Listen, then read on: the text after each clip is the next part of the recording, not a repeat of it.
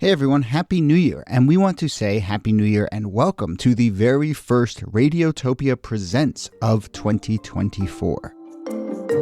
It's a series that we are truly excited about. It's called Shocking, Heartbreaking, Transformative.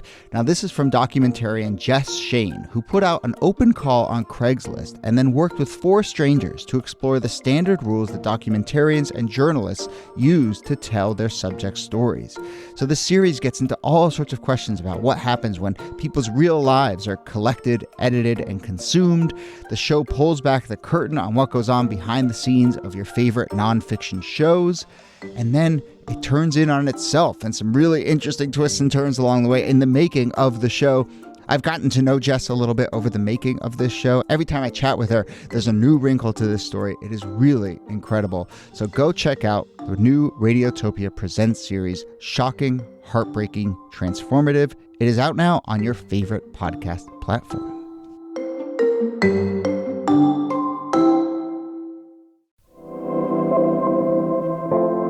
Hello and welcome to This Day in Esoteric Political History from Radiotopia. My name is Jody Avergan. This day, March 16th, 1988, Ronald Reagan ordered more than 3,000 U.S. troops to Honduras to help along the border between Honduras and Nicaragua. This is, of course, part of the ongoing intervention by the U.S. in Nicaragua, applying pressure on the leftist Sandinista government there, backing the rebel Contras. The troops were sent ostensibly to protect the border from an invasion or an intervention by Nicaraguan troops into Honduras. So, look, there's a lot to talk about when it comes to U.S., Nicaragua, Central America, the Iran-Contra scandal, but the interesting thing in this moment is a couple things that we'll try and touch on. First is the timing. By 1988, the Iran-Contra scandal was in full swing. The U.S. appetite for intervention was waning, so this is a pretty aggressive move given how late it comes. And then it's also just this idea of a lot of troops being sent on the ground around the Contra affairs feels like a covert ops kind of thing, and the fact that there are large numbers of troops maybe undercuts some of that story. So here to discuss it is, as always, Nicole Hammer of Columbia and Kellie Carter-Jackson of Wellesley. Hello. Hey, Jody. Hey there. So let's start with the timing. Niki, what is your sense of this happening in 1988 when, really I think the heat of the war in Nicaragua and the Civil War and the U.S. intervention was really kind of a little earlier in the 80s. Yes, I think this is more about the blowback that was happening in the United States than things that were happening on the ground in Nicaragua and Honduras. This is happening on the very same day that John Poindexter and Oliver North were indicted for their criminal activity involved in the Iran-Contra scandal. And in many ways, you could look at this as kind of a wag the dog thing, right? Where you have this foreign intervention in order to distract attention away from what's happening domestically.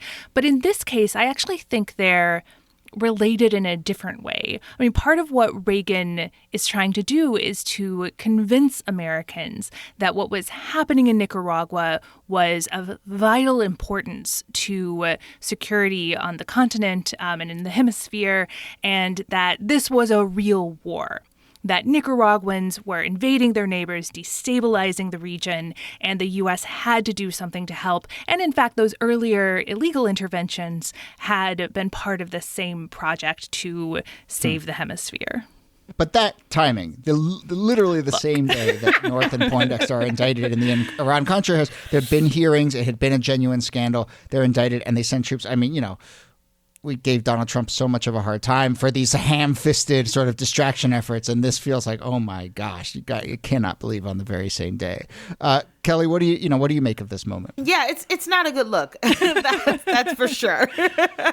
I think, the Reagan administration had invested tens of millions of dollars in backing the Contras, but I don't think people were aware that sending troops was a part of that as well. So, and lots of troops, 3,000 troops on the ground. And I think this makes it, in terms of a public relations perspective, a much bigger deal than people people had anticipated. I think covert operations are one thing, but nothing about this feels very covert.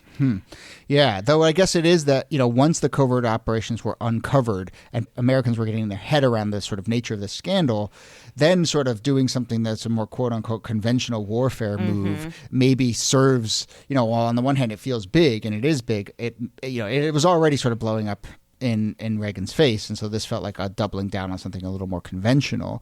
It was linked to this argument that Nicaraguan troops had actually invaded Honduras, and therefore, in response, American troops needed to go to protect Honduras. Niki, what do you make of that argument? It's not a great argument. And one of the reasons why it's not that outstanding is that the U.S., the Reagan administration in particular, had been working very closely with the Honduran government throughout this period. And in fact, the Contras, who were the right-wing rebels who were trying to overthrow the Nicaraguan government, were sheltering in Honduras and Costa Rica, and the U.S. was supporting them there. And so the war, in many ways, or the rebellion, had already spilled over into Honduras. And if Sandinistas were crossing over into Honduras, and it's not clear that they were doing that because the U.S. was sheltering the rebels in Honduras, and the Honduran government was sheltering the rebels there. I mean, it just seems to me, and when we've talked about Vietnam on this show, it's sort of very similar. This is so complicated, so fractured. I mean, I would say I grew up in this region. My parents covered this war. We lived in Costa Rica. There were things going on the southern border of Nicaragua as well as the northern border with Honduras. And I know this stuff pretty well. And even when when my parents sit down and try and explain it to me, I'm like, oh my gosh, I get a little overwhelmed. It's fracturing. There's division. There's covert ops. There's splinter troops that are going up. And so then for Reagan to come in at this moment and sort of draw these very clear conventional lines and make this very clear conventional argument. X country invaded Y country. We don't like X, so we're going to send in troops to, is just not the way it is. Again, it reminds me so much of what we talked about with Vietnam, where it became putting out little incremental fires that you could only understand if you had sort of been part of the flow of the previous 15 incremental fires. This is one of those moments, and then coming in trying to do this much sort of more broad strokes thing. I agree. I think also, I think most Americans are mystified because they're unaware of global politics. And so coming sort of off of the heels of Vietnam, which feels very, I'd say, like foreign to most Americans. But now we shift this to Latin America. And I think Americans are still mystified. Like, are we fighting communism? What is going on? Why do we need to send troops? Why are we sending tens of millions of dollars? And so the effort to really explain the legitimacy or the rationale behind these movements, I think not a lot of Americans are buying in, and it's becoming a really big deal for Reagan to have to defend this, especially when you have someone like Jimmy Carter who's no longer president and is really quarterbacking on the decisions that Reagan is making. So what does Carter do? So Carter basically says, hey, this is not a good idea. And we should first state that most presidents, when their term is over, don't really comment a whole bunch about what current presidents are doing. The idea is that, you sort of just let each person have their presidency, have their moment, and not interfere. And so when Jimmy Carter says, I think it's a serious mistake, it's another example of where President Reagan is exaggerating the situation for his own purposes. That's a real dig from one leader to another, admonishing the decisions that Reagan is making. Yeah, and Vietnam just looms so large over all of this, just as it did over Carter's presidency and just as it did over Reagan's. There was this real hesitance to do overt foreign intervention because Americans had just lost this war. They didn't want to lose another one. They didn't want to get entangled in these things. And yet the Cold War was still ongoing. And so the U.S. is still involved in these proxy wars all over the globe. And this is a big move, right, for Reagan to move from the proxy war supporting the Contras to actually sending U.S. troops there. It's something he was very hesitant to do. I mean, obviously, he did deploy troops during his presidency, but he was often hesitant to get too entangled in this overt way because of that fear of another Vietnam.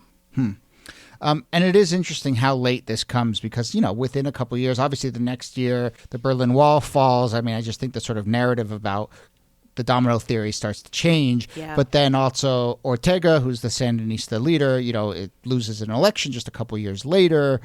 Things start to fairly quickly wind down into the 90s. So to do this sort of big move at the very end is interesting. I mean, what is your other sense of any other fallout from this moment, or was it just this sort of weird blip in something that was already a string that was already kind of being played out? Well, you do start to see protests that happen, across the country, where there are demonstrations taking place that are, in opposition to the deployment of soldiers in Honduras. And I think these demonstrations aren't as big as the ones that we saw in response to Vietnam, but they still signal, a dissatisfaction with the way that foreign policy is taking place in Latin America. Yeah, I mean, there's definitely discontent, and there's also just the sense, I guess, of the wheels coming off of the Reagan presidency a little bit around Iran-Contra in those closing years. Now, he doesn't successfully distance himself from it. He says he has no recollection of these events and that he didn't give the orders, but Americans don't really believe him. Like, Iran-Contra is a major stain on the Reagan presidency, and this is of a piece of it with it. But because there are no actual consequences, because everyone is eventually pardoned by George H.W. Bush, Reagan isn't impeached, he's not forced to resign because it's so near the end of his presidency, it kind of fades away. Like, we don't remember Iran-Contra the way that we remember Watergate. And we don't remember these troops going to Honduras at all. So as far as long-term effects, it's all been memory hold in a lot of ways. Yeah. And maybe we'll do some episodes in the future, both about Iran-Contra, but also about how a lot of these characters, including, for instance, Oliver North, keep popping up through American history because, again, there was not this sort of deep reckoning. So as we start to wrap up here, I will just give a shout out to friend of the show, Leon Nafok, who was original reporter at Slow Burn, now has a podcast called Fiasco, did a series on Iran-Contra, started with the invasion of Grenada, actually, and built it all the way up through this stuff. So if you want to get into the twists and turns, my parents make an appearance in that as well. It's really excellent. And I think there's a TV version of it coming out soon as well. So if you want to go deep, I agree. Not just my personal bias, but I agree that this is a chapter we don't talk about necessarily enough. Okay, before we go, I want to do a few of these also on this days. We mentioned Vietnam and some of the moments where the Vietnam War really started to turn. This is the date, actually, in 1968 of the My Lai massacre. And certainly, I don't think we've done an episode on My Lai, but certainly a moment that the sort of horror and boondoggle of that war really landed for a lot of Americans. Yeah, especially after it becomes public. I mean, it's not known right away, but once it becomes public, it does become the center of the debate about whether the U.S. is doing good in this war. Yeah.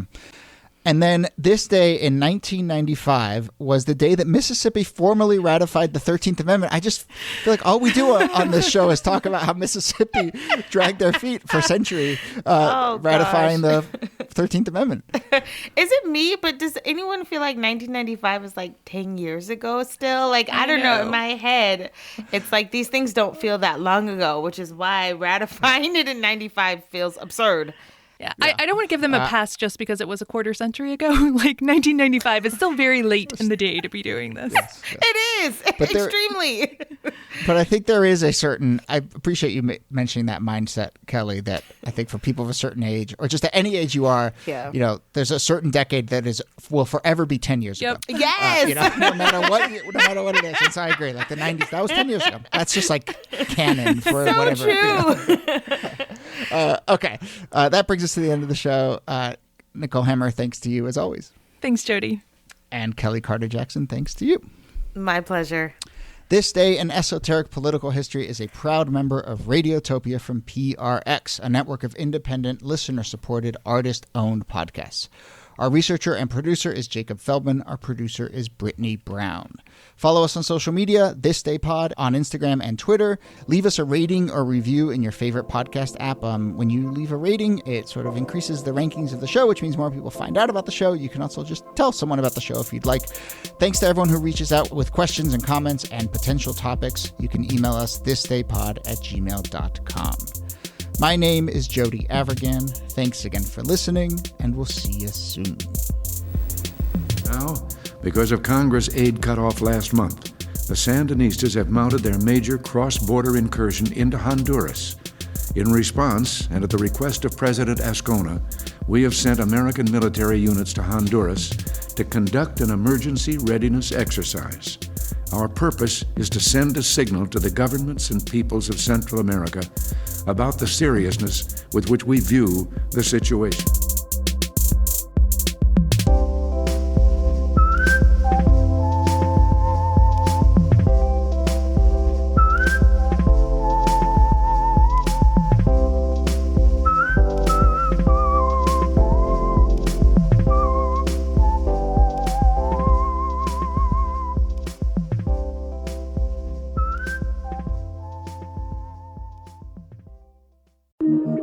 Radiotopia. From